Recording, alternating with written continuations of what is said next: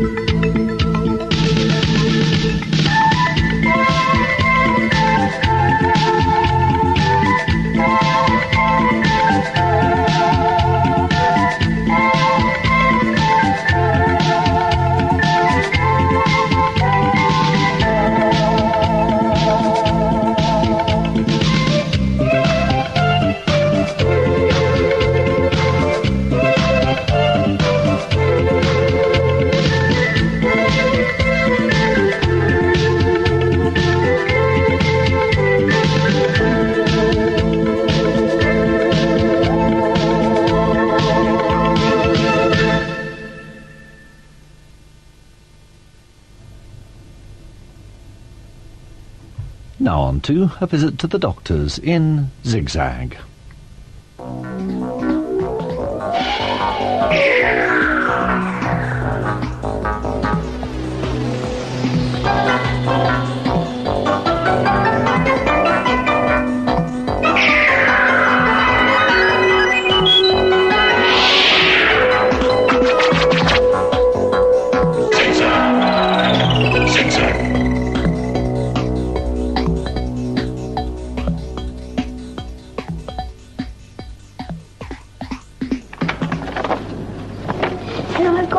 Appointment with the doctor.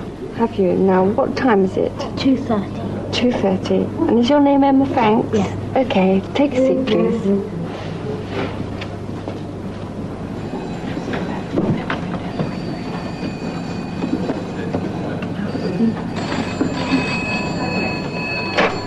Good afternoon, appointments.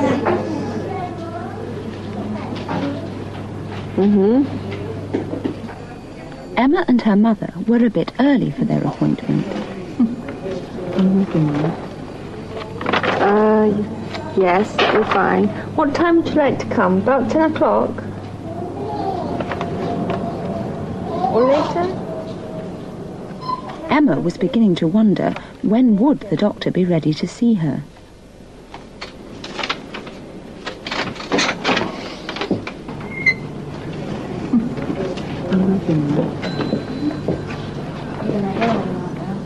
Emma Franks. Yes. Hello. Hello, Doctor. Come in. To find out what's wrong, doctors have to ask lots of questions, and their patients must try to give clear answers. Hello. What can I do for you? Well, I've got a sore throat and I'm getting a pain in my ears.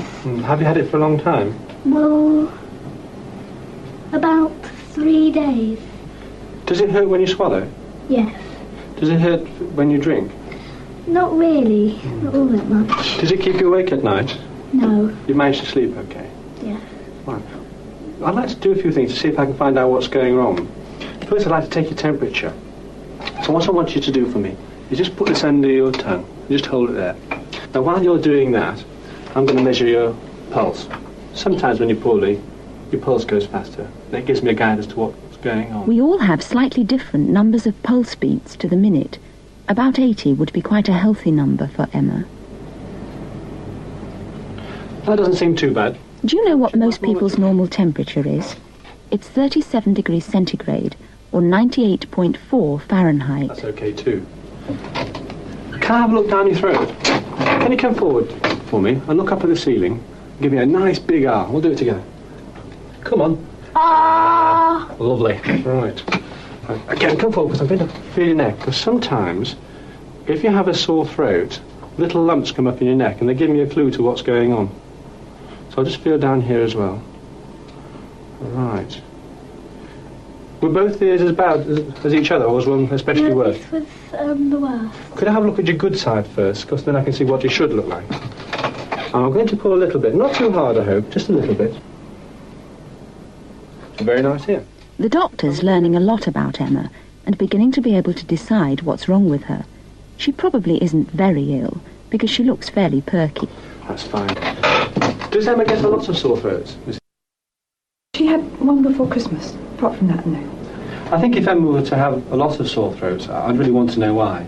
And then perhaps I'd want to take a blood sample. In this way I can find out why you're getting so many sore throats, and it'll tell me more. But for the moment, I think we can treat things simply, and we'll carry on with some simple medicine to get you better.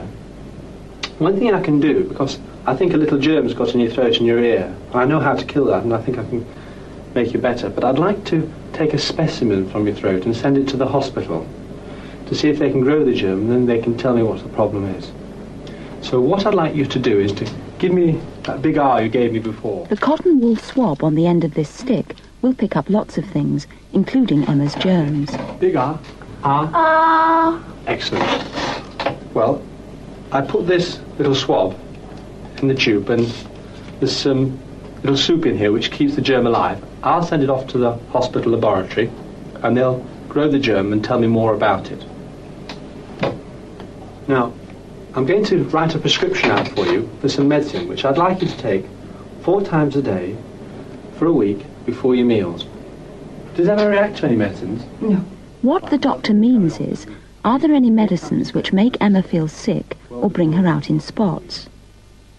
When a doctor writes out a prescription, he's writing down exact instructions to the chemist about what the medicine must be made of and how much must be made. Also, how much the patient should take and how often. A prescription is a very important piece of paper. I'd like you to take this prescription to the chemist, and he'll give you the medicine which I mentioned, and you'll get better. Bye-bye. Goodbye. They went to the chemist straight away. There's one near to the health centre. I went there myself to find out how chemists make medicines. I'm in the part of the chemist shop where prescriptions like Emma's are made up.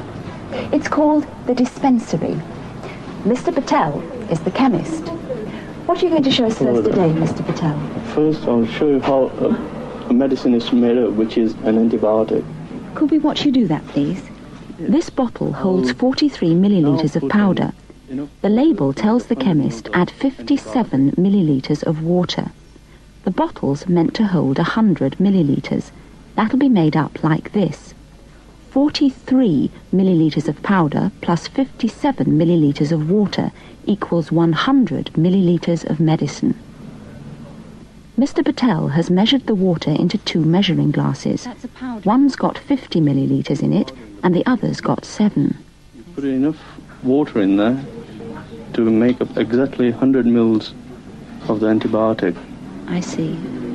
Now put in some water in there. That's a measuring glass, is it? You've It's measured. a measuring cylinder. Right. Yes. Now we'll just... So you give it a good shake. You're doing 2 parts. So that's about it. Now you put the rest of the water in there and give it another good shake. There, that's 50 millilitres in. And that's the last 7. That's just ordinary water, is it? That's water, drinkable water. This antibiotic is nearly made up. Do you know what antibiotics do? They kill a lot of germs. That's why they're such useful medicines. Which is now an antibiotic. It's ready to take. Now, we've watched you make up an antibiotic, Mr. Patel. What are you going to show us next? Next, I'll show you how a cream is made for rashes and itchy skin. Can we watch you do that, then? Right. Mr. Patel had to weigh out some powder. At first, I wondered why he used tweezers to handle the weight.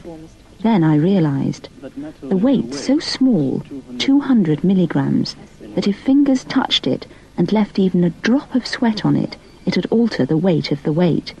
And the whole point is that it should weigh exactly what it's meant to, no less and no more. With scales like these, the 2 little dishes will become level when Mr. Patel has weighed out the right amount of powder.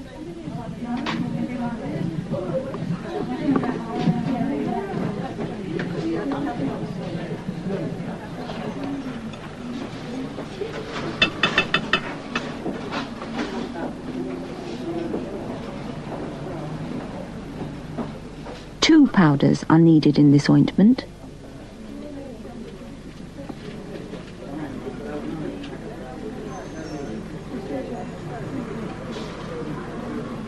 Do the dishes look level to you? Say when you think they are.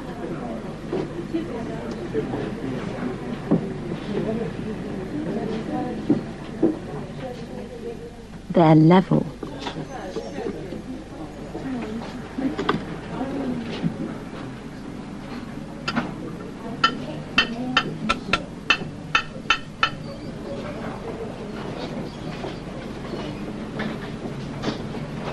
And what are you going to do?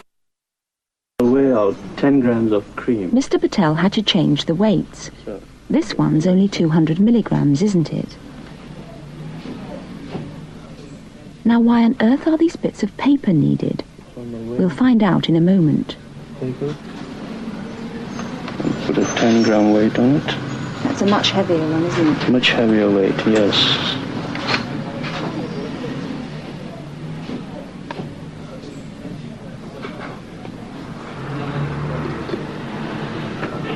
So because you have paper on one, you have to put paper on the other one. To balance the scales out. I see. Say when you think Mr. Patel's got the right amount of cream. It'll be when the dishes are level again.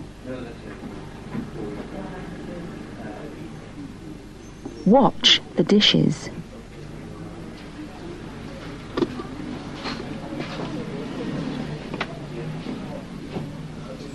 The cream is weighed now. Turn it off. Take the cream off.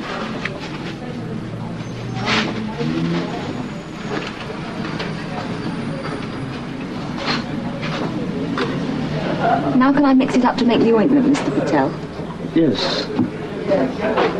Take the knives. The knives. Now I have to get the lumps out first, isn't that right? That's right. And get the lumps out of the powders. That's correct. Of that one. I think that's all right. Right. Now mix those two powders up.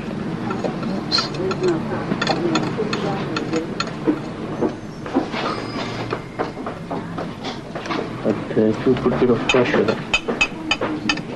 That's right. How's that? That's fine. Now I'm going to mix that into there. With a small quantity of the cream to start off with. So once the powder is all gone in there, then you can mix the rest of the mixture into the It's a bit like major part of the cream. this is a bit like icing a cake. Now, can I mix some more in now? Put some more in. This is what I want to do, is mix it all. You may try and get the rest of the powder. Oh, that's looking more like a proper ointment. You'll be glad to know that no one was allowed to use this cream I made. Frankly, Mr. Patel does it much better than me. Thank you very much, Mr. Patel. Okay. I said at the beginning of the programme that we'd be visiting 2 hospitals today. Here's the first one. This is St George's Hospital, London. I'm going into a laboratory to show you something about blood. No, not messy and gory. I think you'll find it very interesting. Follow me.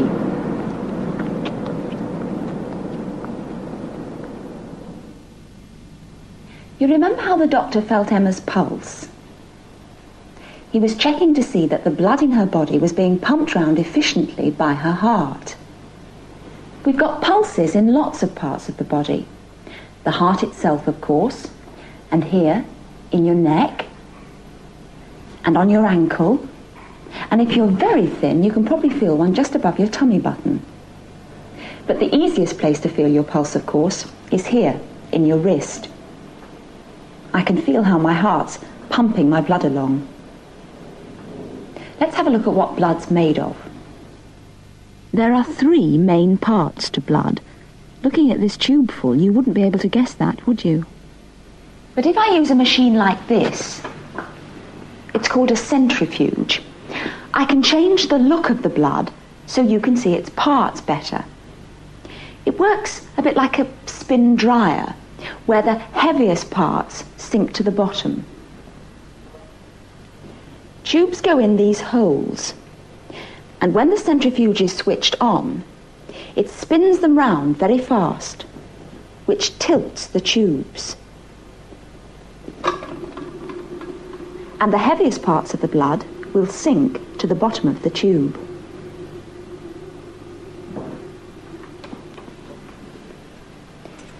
Here's a very thin tube that's been in a centrifuge. Now you can see that the blood has separated into 3 parts. This clear part on the top is called the plasma, which carries the fats and proteins our bodies need. Here are the white cells, whose job is to help to defend our bodies from disease. And this heaviest red part is the red cells which carry oxygen from our lungs and release it into our bodies. The reason why blood needs to move round the body is that each red blood cell can only carry a tiny amount of oxygen. The cells release their minute loads and then move on to make way for the next cells, so our bodies get the supply of oxygen they need from this river of blood cells. So far, we've seen things about blood that we normally don't see. But there are 2 things that blood does that we do see. When we cut ourselves, it bleeds, and when the cut is healing, it forms a scab. A scab is clotted blood. There are tiny things called platelets in our blood, and these play a part in making blood clot. Look at these platelets. They're magnified thousands of times. See the things like rope? They're formed from the blood by the platelets and tighten round the red blood cells, which are the circular things in the middle of the picture.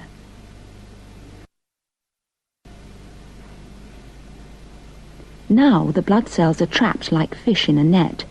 They've clotted into a scab. That prevents any more bleeding, and it's keeping dirt out of the wound underneath. I'm going to see if I can make a blood clot.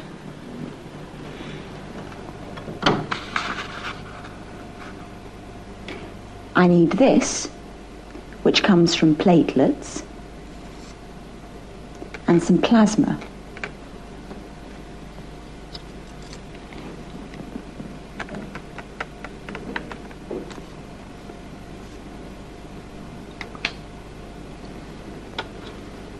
The platelets extract is working on the plasma to form a clot.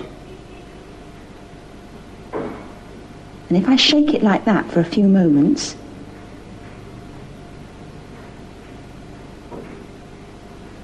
a clot should appear.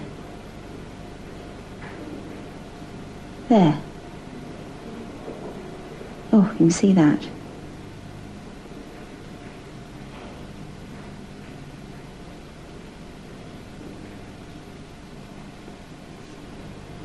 It works, you see. These tubes of blood come from 2 different people. One's got fewer red blood cells than the other. Some people don't make enough red blood cells, but they can be given more. People who are often given blood also have to have little samples of blood taken from them, which are tested to make sure they're all right. We have Tony in. Tony's going to have a sample taken. Hello, Tony. Come in. This is the syringe, which will draw up the blood. Tony's so used to all this that it's never worried him, even when he was a baby. Hello. How are you? Right, thank you. Let's have your arm, shall we? It's this one today. Now, can I hold it for you so we take some blood? That's it. The doctor's wiping his arm to make it absolutely clean. Where are you going? To Italy. Oh, I wish I were you. Then she dries it. So you'll see some sun instead of rain. Yes. But let's get a needle. And is your brother going too? The hollow needle is attached to the syringe. And Daddy? Well, my dad's coming later on. In it goes. Just a little prick. Little prick. You will see the blood travelling through the plastic tube.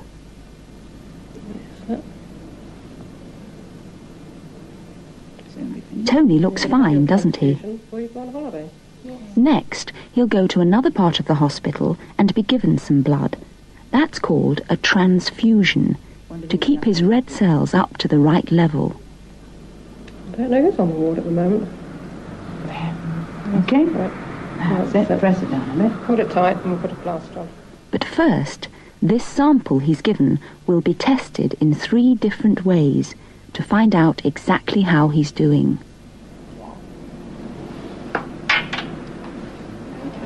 There's quite a lot of people who regularly have their blood taken from them, but not because there's anything wrong with them. Can you think why they give their blood and what they're called? Find out about them if you can. So, you've seen 2 doctors in this programme. I wonder what you thought about them. And what you think about your own doctor, or anyone else who looks after your health. And did you think Tony and Emma were good patients? I know what I think. Goodbye.